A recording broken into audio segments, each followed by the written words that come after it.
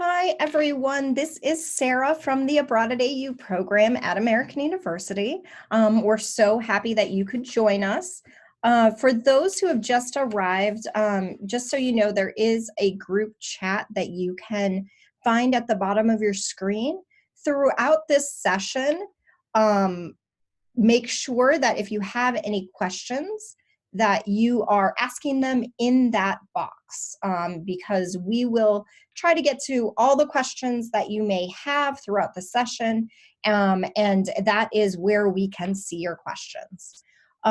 So to get started, I want you to see who we all are.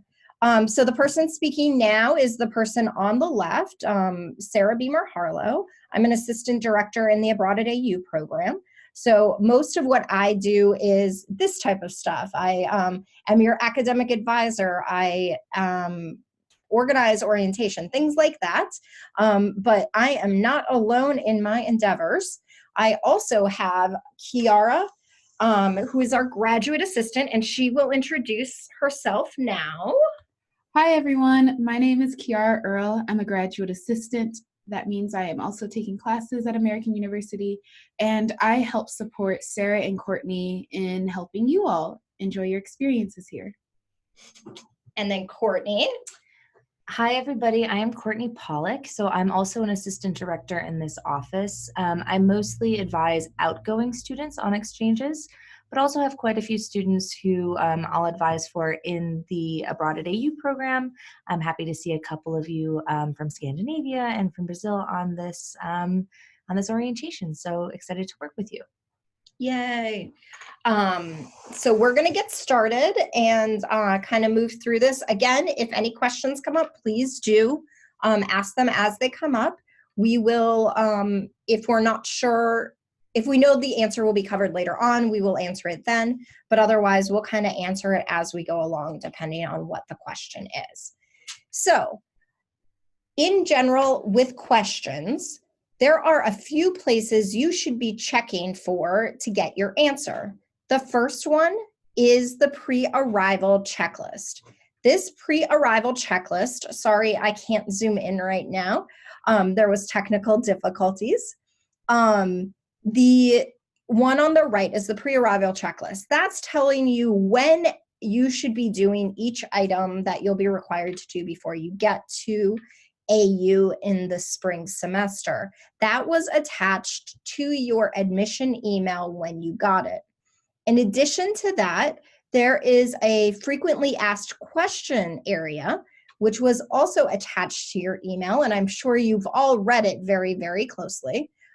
What's important to know here is these items, both in the packet of frequently asked questions and the pre-arrival checklist, as well as your Abroad at AU application, is not something you should look at once. This is something you should look at throughout your pre-arrival time period, because something that you might question now, or might not even realize you have a question on now, might come up later. And the first place you should always check, again, is this pre-arrival checklist and the frequently asked questions area.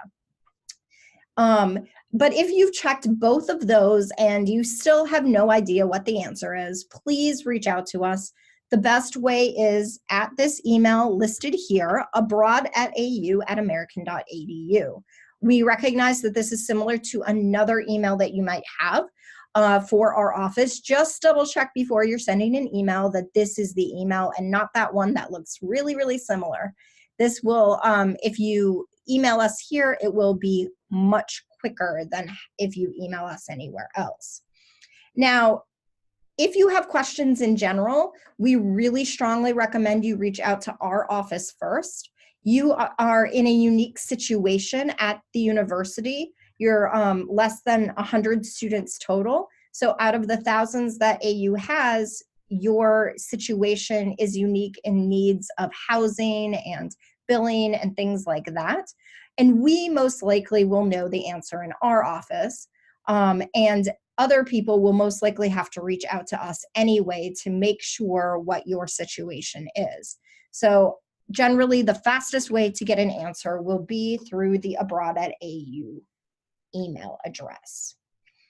So now that we've kind of addressed that and how to make sure you're in contact with us, this is the agenda that we're going to talk about during this session. We'll address J-1 visa and travel plans. We'll talk about housing, both on-campus and off-campus housing, health insurance and immunizations, course registration, orientation, and our Abroad at AU events, which I personally think is one of the things that makes our program so special compared to other programs.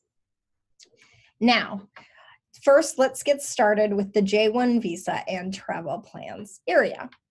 So J-1 visa, all of you will be coming on a J-1 visa to American University.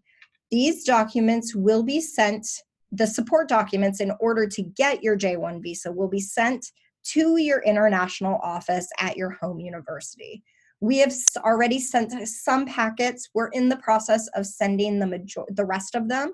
I expect that to happen probably within the next week or so. So if you haven't gotten it yet, don't worry, you should soon. When our international office processes your visa support documents, you should receive an email saying that your acceptance packet has been processed and is going to be mailed to you shortly. In that email from ISSS, it will give you your CVIS number. That's an important number because you need that both to pay your fee and request your interview at an interview slot, an interview time period. So make sure that you check your emails. But again, you should be receiving the documents within the next week to 2 weeks. Once you get them, you will, of course, be thinking about when you should be arriving and when you should be leaving. So the first day you'll be able to enter the United States on your J-1 visa is December 15th, 2018. Now, we generally recommend that you not arrive this early unless you have a lot of logistical things to figure out, like where you're living and things like that. We really recommend you arrive closer to the January dates. And that's just because we've had students try to arrive super early and just hang out, and the officers didn't believe that's what they were doing and planning to do. So please arrive sometime in January or late December at the very least.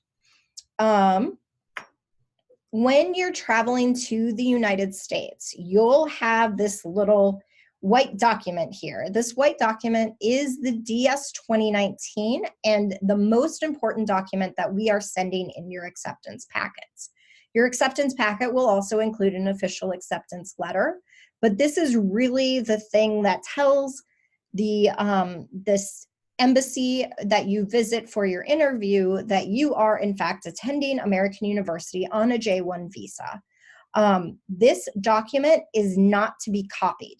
You have to use the original document, both for your interview, but also you should be bringing the original with you to the United States. So sometimes students are really panicky right before they leave and say, oh, but I don't have my DS 2019. I think I left it at the embassy. Make sure that you have it after you leave the embassy with your visa, because you will need the original to enter the United States. As far as arrival and when you should plan to actually arrive, if you plan to live on campus, the dorms will not open until Sunday, January 6th at 3 p.m. We recognize that that's kind of an awkward time period. So if you're staying on campus, you may want to arrive the day or so later.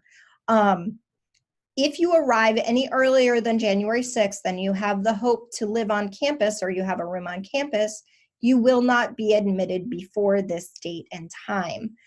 So if you say, come to the US, you are more than welcome to travel and see New York City or the beautiful monuments in Washington, D.C., but you cannot actually move in until after 3 p.m.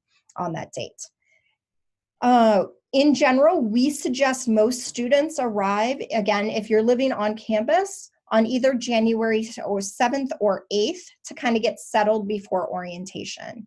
Mandatory orientation will occur on the 9th and the 10th. And Kiara will talk a bit more about that later on, but you will need to be ready to learn all the important things from orientation by the 9th, which is why we suggest the 7th or 8th. Of course, if you're arriving early, we don't want you to be bored in your dorm rooms. So we do have optional orientation, shopping trips and dinner meetups and things like that during the 7th and 8th so that you have things to do. Kiara will also talk about the optional activity we have on the 11th as well. Now, if you're living off campus, you may wish to arrive a week or two early to get settled. And Courtney will discuss that a little bit more in depth in her question. Let's see here. And then the last day of finals is May 7th. If you live in the dorms, you will have to leave on by May 8th at noon. That's when the dorms will close. So you should plan on leaving then. Meal plans will not begin until the Sunday before classes begin. So you should be planning during your arrival ahead of time that you might have that you might need a little extra money for food during that first week of orientation. As far as when you need to leave after the semester is over, you only have 30 days after the semester is over to leave. So you will have to leave likely around January 10th or so, based on your immigration documents. So, and this is important because while you're able to stay after your semester is over to visit various places in the US or wrap up all your any kind of stuff that you have in your housing or anything like that, you should not plan to leave the United States after the end of finals and then hope to re-enter on a J1 visa. You are allowed to stay in the United States, but not go outside during that time and then come back in unless you have another visa. We've been asked before what type of airline ticket you should get. Should you get a one-way or a round trip? We strongly suggest that you get a round trip ticket. And that's so that the embassy believes that you, in fact, plan to come back to your home country and university after you study in the United States. Generally, a refundable or changeable ticket is better, just because you don't know what will come up during the semester and how you might want to change your plans once you get here. You might make best friends with somebody that you meet on the program and want to do all kinds of travel afterwards. So again, we really recommend changeable tickets if you can. Okay, so that is your plans as far as arrival and visas and stuff like that. Now, Kiara is going to talk a bit to you about on-campus housing. Okay, hi everyone. So yes, I'm going to be talking about on-campus housing. And once again, if you have any questions, feel free to type them in the chat box. So for on-campus housing, you all should have received an email with a separate application. And you should have received that by November 15th, the deadline to submit it is November 15th, 2018. So you should have received that email. And if you have not, contact our office as soon as possible. Now, in order to complete the application, you need your MyAU portal login information. You should have already received that email to set it up. So you must create your online student account first, then complete the separate accommodation application. Okay, and then notices about housing should be going out in the beginning of December. Now, at American University, we have 3 main types of housing, and we can give you preferences of what type of housing you would like to live in, but we cannot guarantee you will receive your preference. So we have traditional rooms, suites, and apartment styles. The main difference between the 3 of these is the bathroom situation. So in a traditional room, you will receive a bed, a desk, a bookshelf, and either a wardrobe or a built-in closet.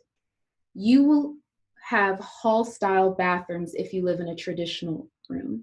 Now, a hall-style bathroom means that there will be one bathroom per hall with stalls for toilets and stalls for showers and sinks available.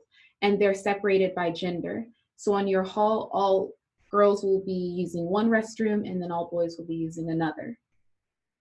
Now, suites are similar in the sense that you will be sharing the restroom, but you will not be sharing it with as many students. There will be 2 rooms connected by a restroom. You still have the same furniture in your rooms, a bed, a desk, and a bookshelf. However, you are sharing a shower stall, a sink, and a toilet with another room. And then apartment style is very different in the sense that one apartment will be sharing one bathroom. So shower, sink, toilet per apartment. Now, in an apartment style dorm, you might still share a bedroom with another student. So there might be 3 bedrooms for an apartment style. However, there could be as many as 6 students living in that apartment style apartment style housing, 2 students per room. And you will have a cooking area in the apartment style dorm. So what's housing like on campus? I've already gone over a bit of what is provided. Major furniture such as your built-in closet, your wardrobe, your bed, your desk, and your bookshelves. What do you have to buy or rent? Linens for your bed. So that includes bed sheets, pillows, pillowcases. You might need to buy hangers and anything really that you'll be using for your own personal use. Usually students under the age of 21 live in the dorms, and you will also have live-in staff members. So we call them resident assistants. There could be 1 to 2 per hall. And the resident assistant is someone that plans events for your hall and who you go to if you have immediate concerns. And then there's also a resident director who oversees the entire building. Now, all of our on-campus housing have security so that there is someone at a front desk checking who comes in and out of the residence at all times. And most importantly for housing, if you live on-campus housing, you have to have a meal plan. And the lowest or smallest meal plan you can receive is 100 meals per semester.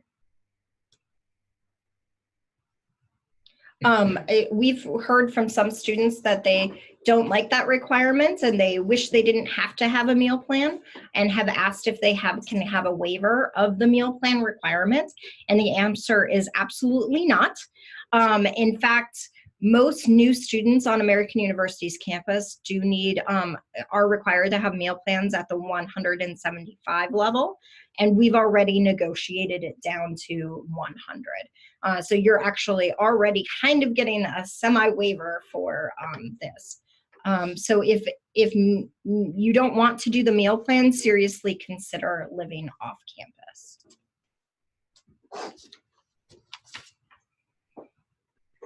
So speaking of off-campus housing, many of our Broad AU students do choose to live off-campus and not in the dormitories. So why do students choose to live off-campus? Well, mostly because American University's campus is a dry campus, and it is also tobacco-free.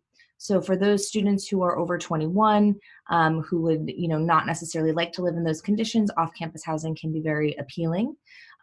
Also with off-campus housing, you can express your preference of a roommate, while that's not necessarily the case with on-campus housing.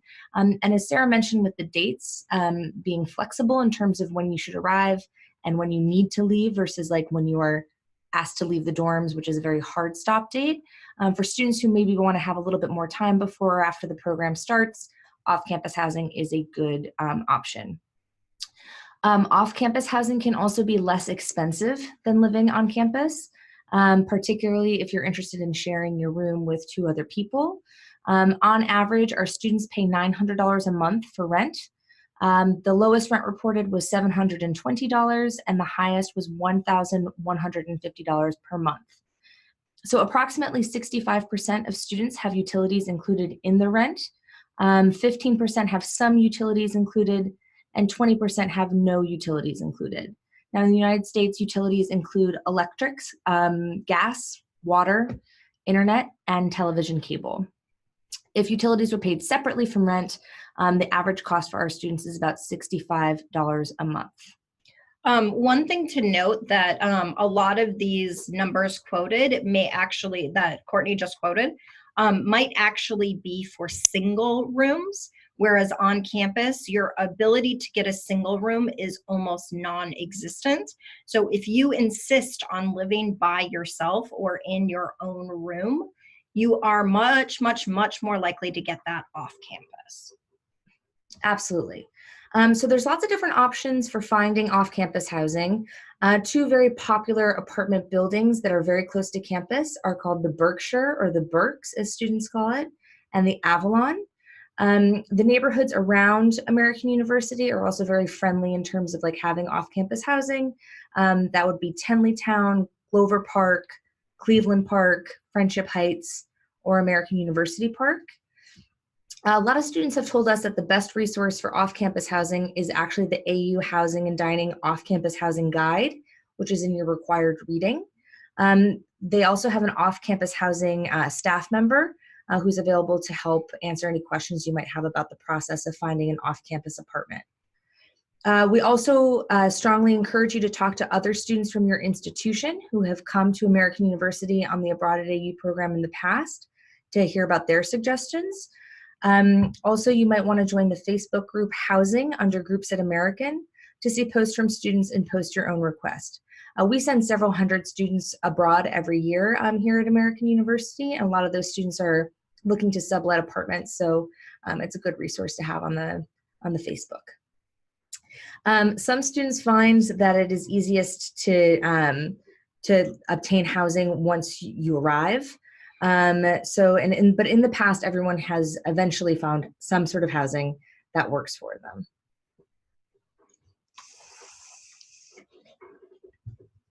All right. So we're moving along from housing now and getting into, I guess, a drier topic, but very, very important, and that is health. So first, I'm going to talk about immunizations. From that, you basically need to show the university that you have the proper shots and that you have proper immunity to a variety of diseases. To do this, what you'll do is go into your Abroad at AU application and look for the mandatory immunization form. That you'll then print out, bring to your doctor, and have your doctor complete it and sign it. A lot of doctors also stamp it.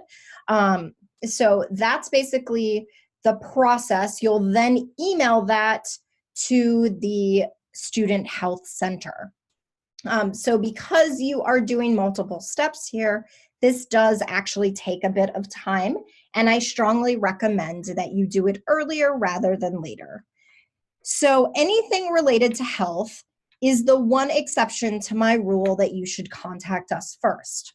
We are not doctors in this office, so we don't know if your specific immunization is covered or what you did there is actually proper requirement for this. So you should be emailing the Student Health Center at shc@american.edu first. Now, there are a series of shots that some students often tell me that they've never gotten, and that is the hepatitis B shot. And the way that hepatitis B works is you have to get one shot, and then a little while later you get a second shot, and then a little while later you get a third shot. And students always say, but I don't have enough time before I leave my home country to get that third shot or the second shot. Can I do it in the United States? And you absolutely can do that. If you're on AU's health insurance, which again, we'll talk about in a few minutes. You can get it generally for cheap or even free at the health center at AU. If you're not on the AU health insurance, you can still get it at the Student Health Center, but there may be cheaper options in DC. The other question I often get too is about the varicella vaccination. That's also known as chickenpox. Now, if you've actually had chickenpox, your doctor will just need to put down the date on which it occurred. But if you have not had it and you haven't been vaccinated again, or if you've had it but you don't know the date that that happened or your doctor doesn't, you can get what's called a titer test. And that's where the doctor, either at AU or back home, takes your blood and tests it for the immunity of the varicella chickenpox virus. And that is one way to provide that information. This form will be due on January 1st. And again, because it does take a little bit of time to do all of this, you should start working on this as soon as possible. Again, you'll send it directly to the AU Student Health Center. You will not send it to us. This form and this requirement is not an Abroad at AU requirement. It's not a requirement of American University. It is a District of Columbia, Washington, D.C. law that you need to do this. And because we're required to do this, the way we make sure you do it is by withholding any transcripts at the end of the semester if you have not done so. So it is really worthwhile to get this taken care of ahead of time, because otherwise you may have just worked for an entire semester and have no proof that you got A's in all of your American University classes. And that would be a shame. So please do this as soon as you can. Again, if you have questions, ask the Student Health Center directly. Now, the issue of health insurance is next. Now, we highly recommend that you use the AU health insurance. There is a required reading section about health insurance in your Abroad at AU application, and we really recommend that you read that. We recommend that you use the student health insurance plan because historically some students have tried to waive the other insurance or waive the insurance and come back with extremely large bills that they couldn't cover. The US healthcare system is just very difficult to navigate and expensive. So if you actually meet all the requirements that it states in our list, you will find that it actually, our health care, our insurance is actually pretty well cost effective given that. Again, if you have specific questions about health insurance, this should also be directed at shc@american.edu, the Student Health Center. Now, if you don't enroll in anything and you don't waive the health insurance, you will automatically be enrolled in AU's health insurance in, I believe it's January. We still recommend that you do the enrollment yourself, because if you do not enroll in it ahead of time and you know you want it, you're not going to have access to your prescription benefits ahead of time. So definitely do that ahead of time before you get here. Now, we understand that it does seem quite expensive to use AU's health insurance, and so there may be a possibility that you can waive it if you meet some very, very specific requirements. This waiver will also be due on January 18th. The first step is you'll need to verify that whatever outside health insurance that you're looking at meets your J-1 visa requirements. These are required by the US government. Again, this is not an Abroad at AU or American University requirement. All the specific listed requirements are under your health insurance document in your Abroad at AU application. There's also more information on our International Student and Scholar Services website.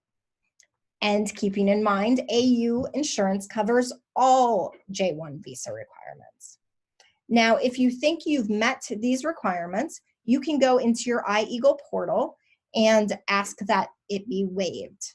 But that is only the first step. That's just making sure that the J1 visa requirements are met. If you've done that and you're approved, then you'll move on to the AU requirements. Many of these requirements are similar or the same as the J1 visa requirements, but there are additional things as well.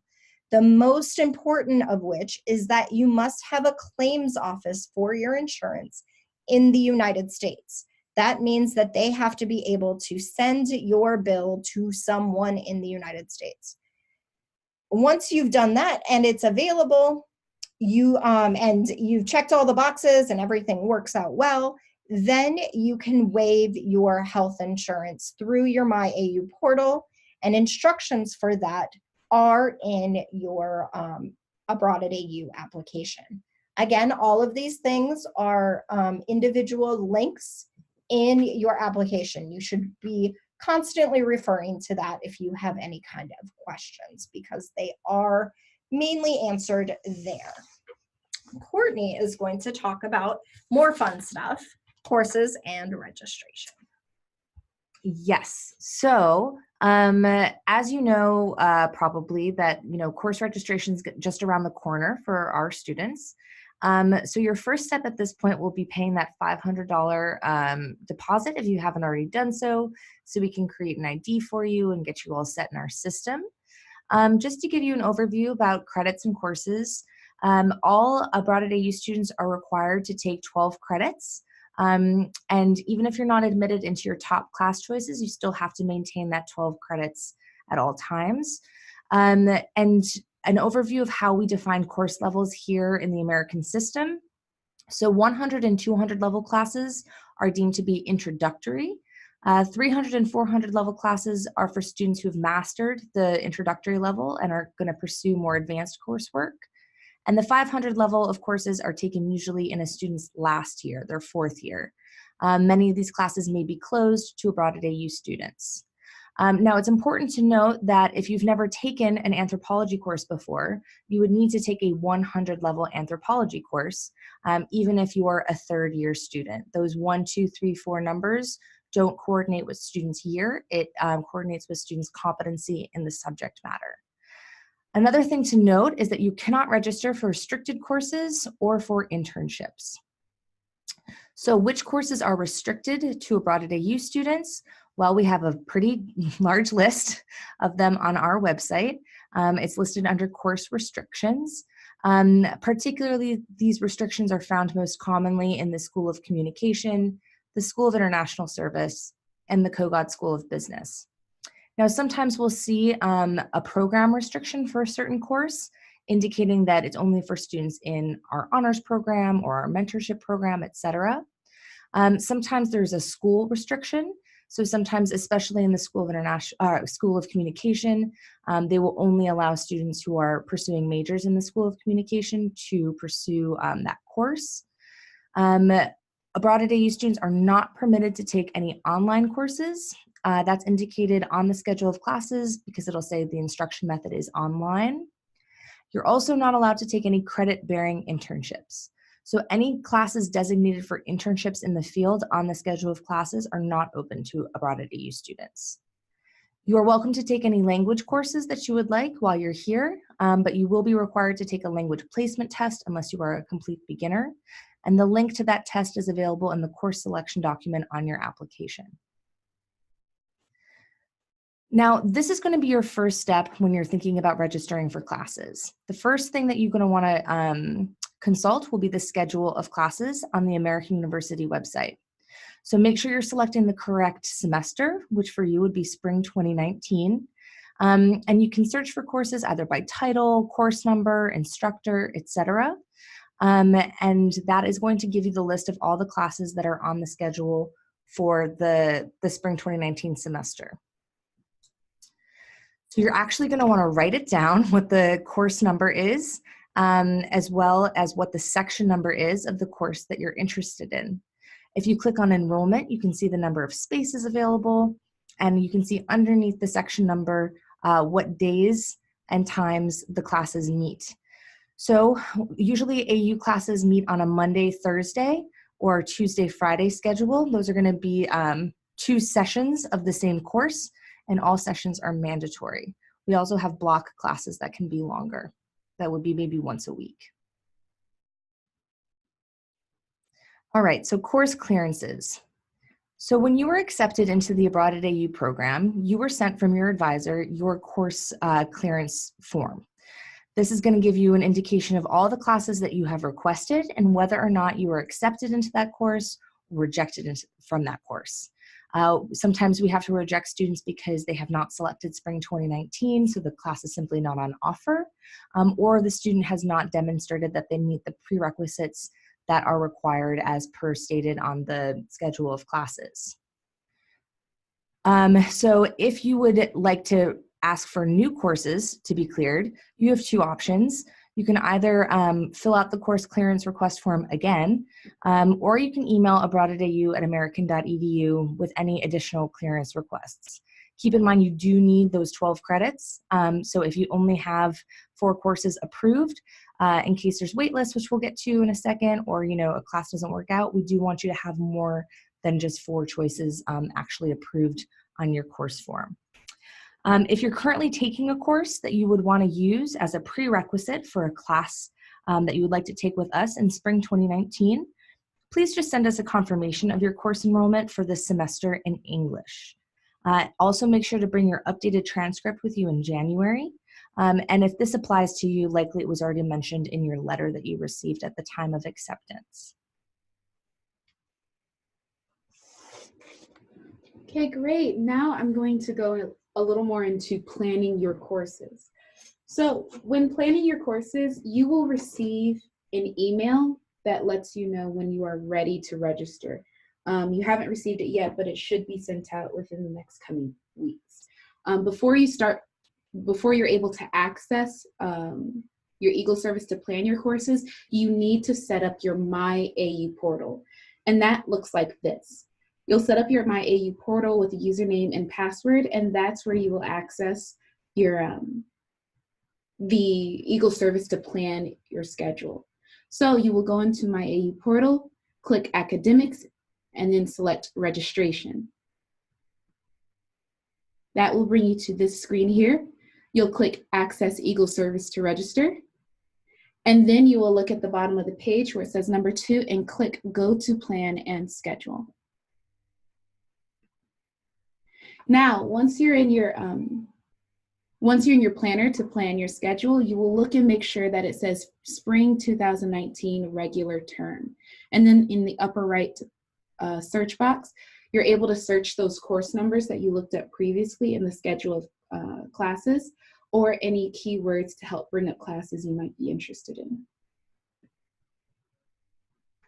Great. So you may not be used to this, but at American University, we have course and section number. A course is a class, however, sections sometimes meet at different times or different days. So it's important that you pay attention to which section number you're selecting so that you do not select sections that occur on the same day. And if you look, it'll show you the date and time. And here at American University, TH stands for Thursday. So just make note of that because the system will not allow you to select 2 classes that occur at the same time. Now, once you plan your courses, they will show up in your schedule as yellow. Yellow simply means that you have planned these courses. It does not mean you are registered yet. But if you look at the top of your page, it will show your registration email. Once again, your registration information.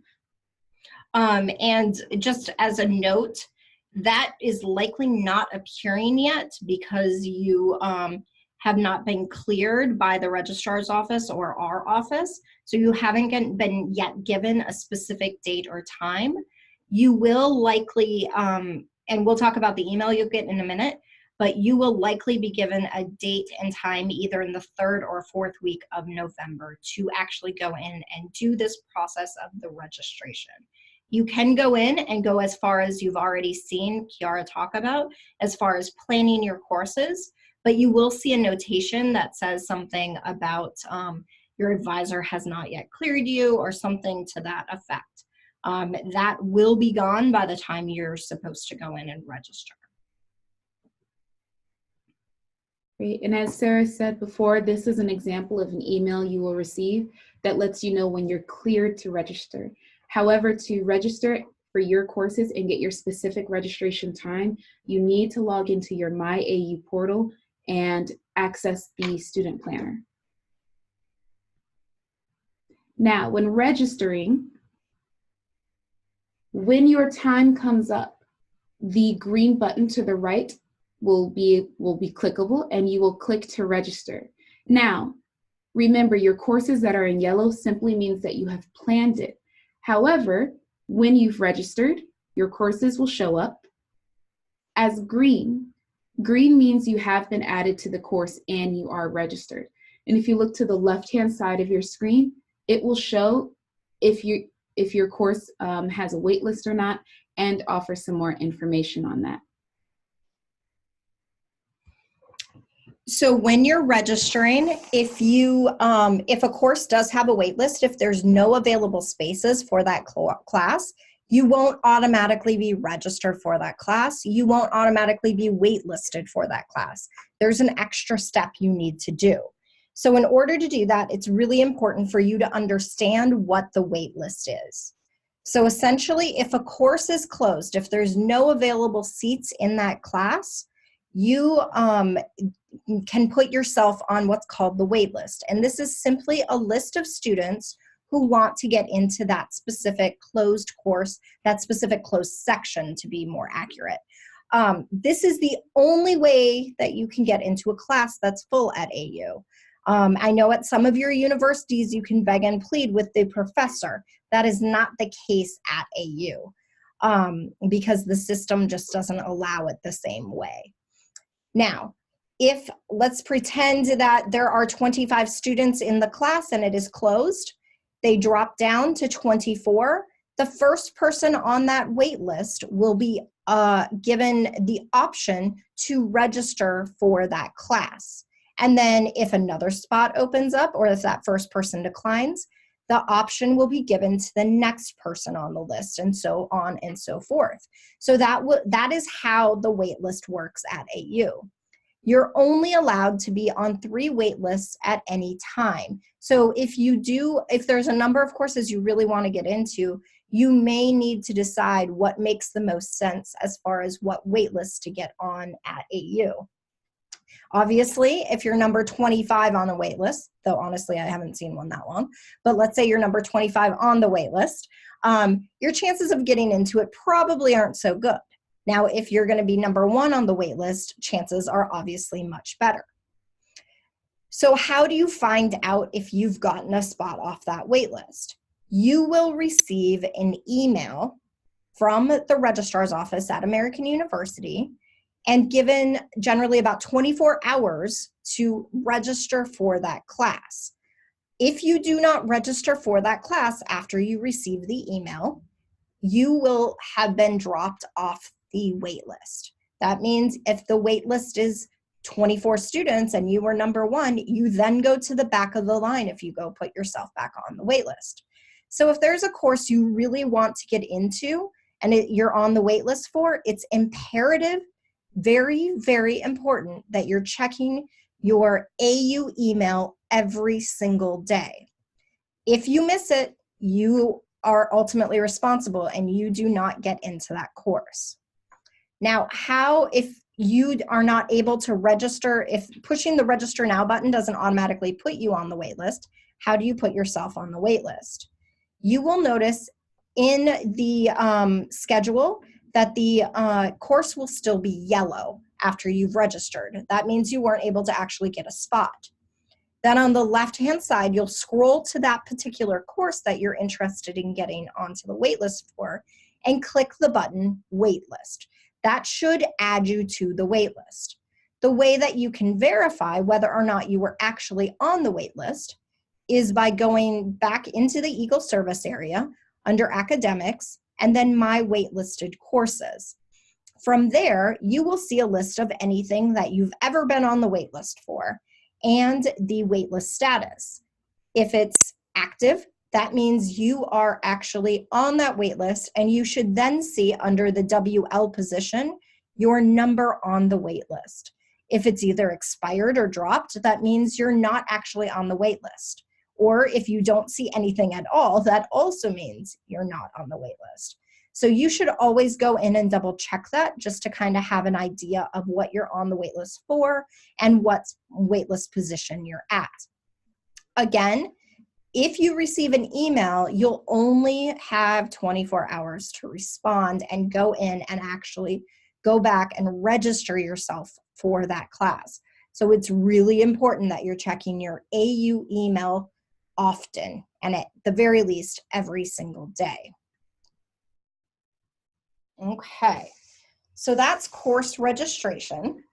We're now going to talk, or Kiara's going to talk a little bit more about orientation and what's happening there. Thank you. So for orientation, there are 2 mandatory dates you need to be on campus for these sessions. That's January 9th and 10th.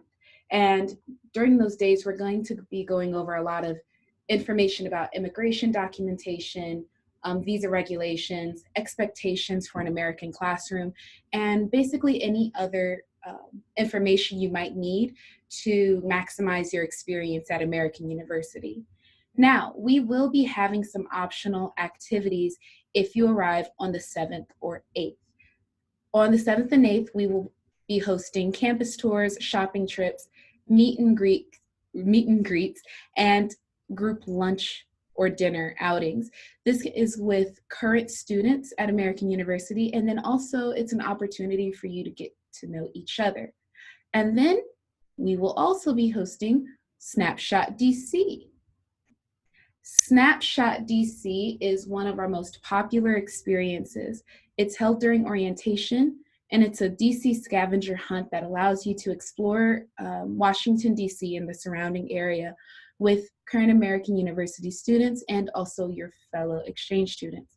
You will be spending Friday, so that's not January 7th or 8th, that is the 11th of January.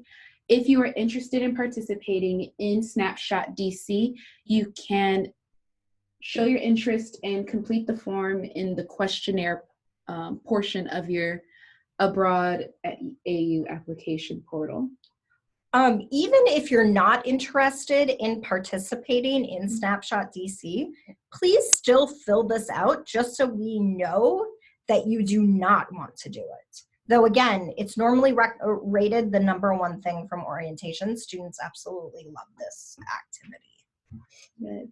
And then you will be able to sign up via your My AU portal. Sorry, not your My AU portal, your student portal. Your Abroad at AU application portal. It will ask you in the first question, do you want to participate in this? And you will say, yes, of course, because it's amazing. No, really, the drop-down menu just says yes or no. And then the second question, it does mention that there is a $25 application fee for it. And you'll just say, yes, I understand that this will be $25. Yes. Yes. So sorry, Kiara. Oh, There no, you go. thank you. Great. Another one of our popular programs is the AU Buddy program. You will be matched with a current AU student who has traveled or studied abroad, and you will be able to fill out an application letting us know any preferences you have for your AU Buddy or any interest that you would like to share with your AU Buddy.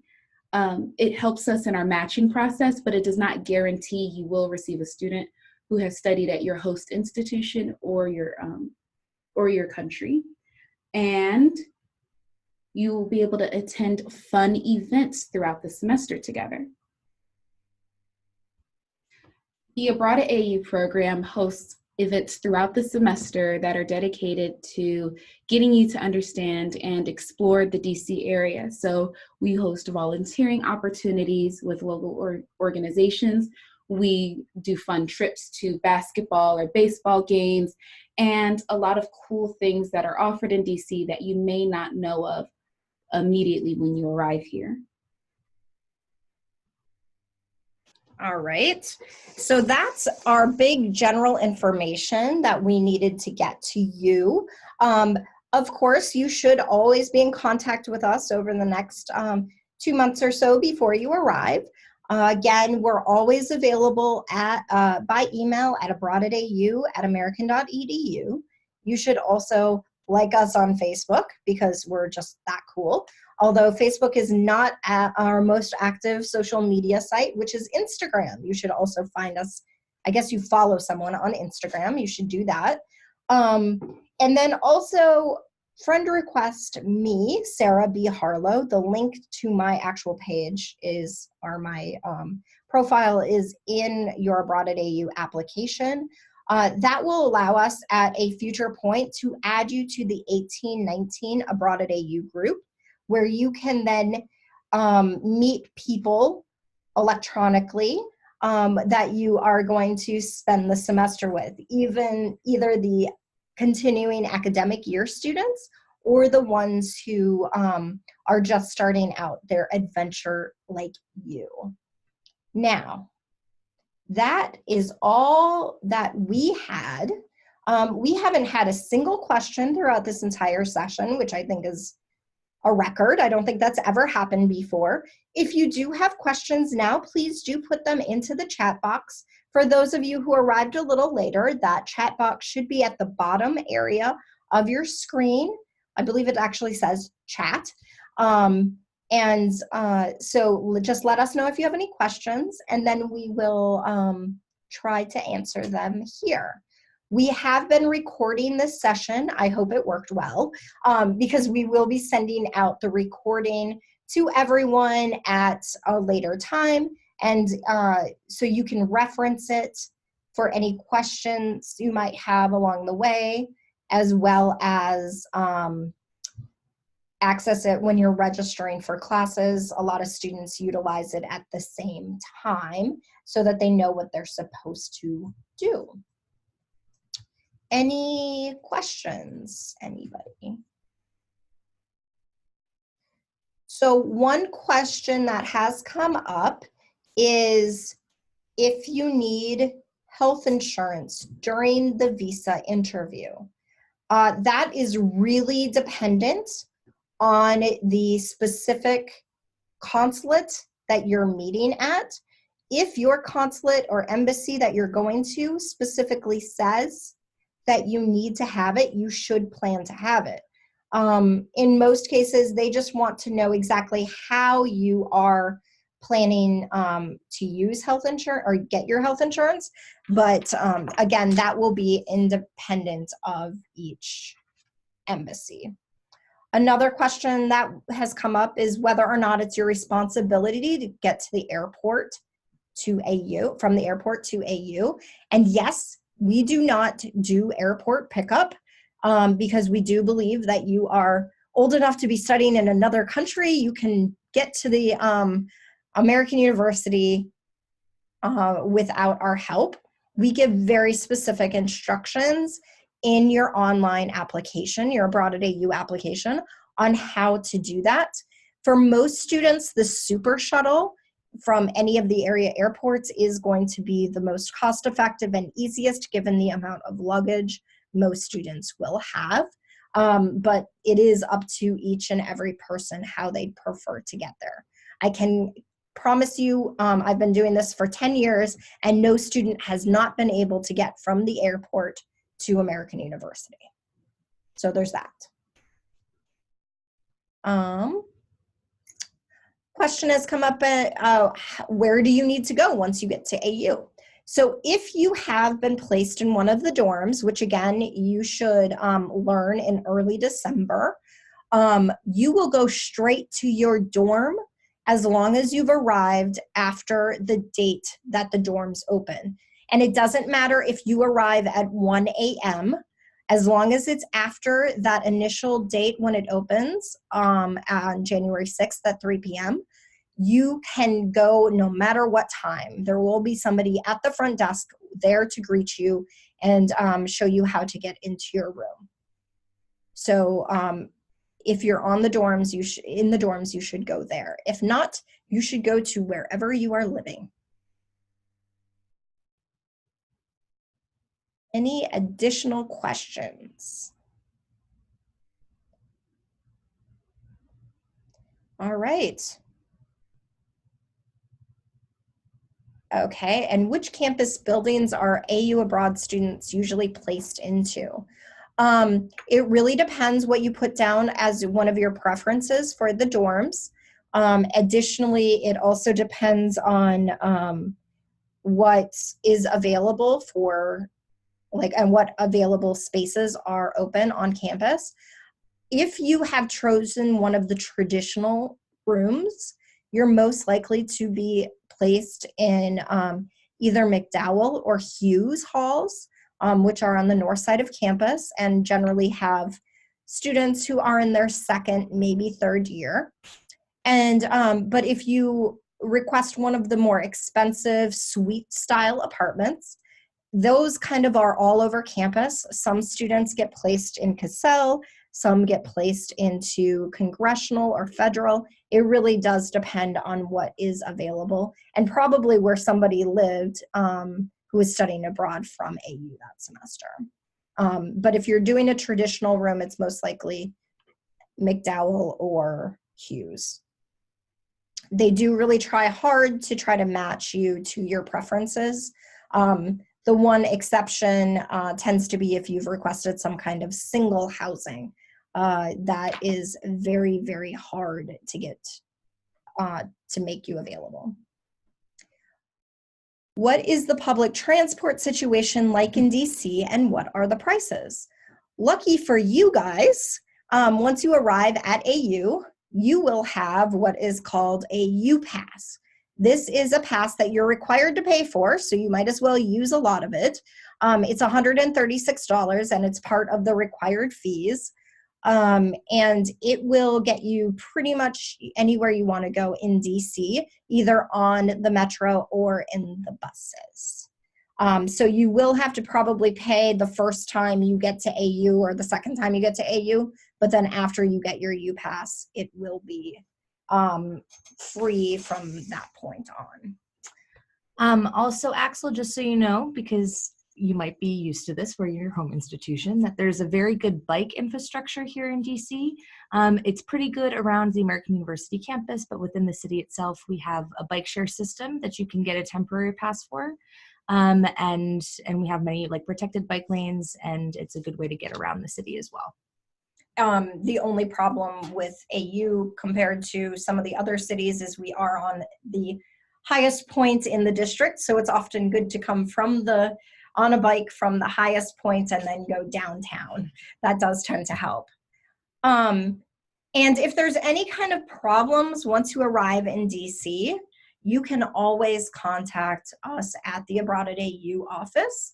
If there's some kind of problem that we are not open when you're arriving, there is an emergency number that you can always access, and we'll talk about that a lot more during orientation, but in case you want it now, it's 202-885-3636. That's the emergency line for American University. And they're very, very good, and you'll learn all kinds of stuff during orientation about how amazing they are. What kind of equipment and dishes are available in the kitchen on campus? Adam, we're gonna write that number down for you so that you have that. So what kind of equipment and dishes are available in the kitchen on campus? Nothing, pretty much. If you want to cook in any of the kitchens in campus, you will be required to buy those dishes and things yourself. So that is something to consider if you're planning to cook a lot for yourself. Any additional questions? Again, nothing's too small or silly.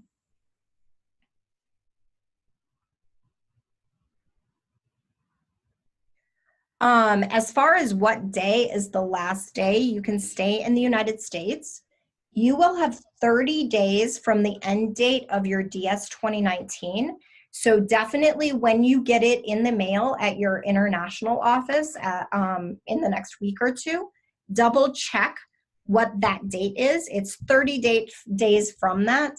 I do believe the spring dates end on the 12th of May, but again, double check your own document in case it's different in any way. And so 30 days after May 12th is June 11th. But again, that will depend on each individual student, so just make sure that you're counting 30 days. In general, I recommend students not leave on the 30th day, just in case there's some kind of issue with your plane being canceled or anything like that. Generally, I recommend the 28th or 29th day if you're trying to maximize as much as possible.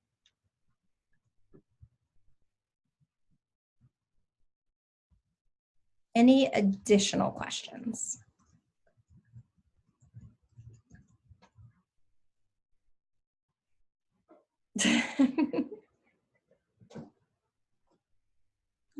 Okay, what about laundry and ironing? So laundry on campus is available in all the dorm rooms. So those are paid through EagleBucks. EagleBucks is one of the kind of the monetary systems that we use on campus. And with your meal plan, you will be given $200 in EagleBucks. And so you pay for them in that way. As far as ironing, you would be responsible for ironing your own clothes, of course, and you could buy an iron when you first get to American University. If you have special clothing that can't be laundered in a typical way, there are dry cleaners around the campus area if you need them as well.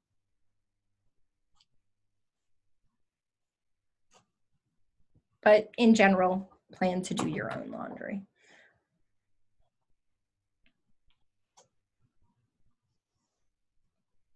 Terrific. Thank you guys so much. It was great to speak with you. And we're definitely looking forward to meeting you all in about 2 more months. But of course, if you have any questions, first refer to your frequently asked questions and application materials, but always feel free to email us should you have any questions.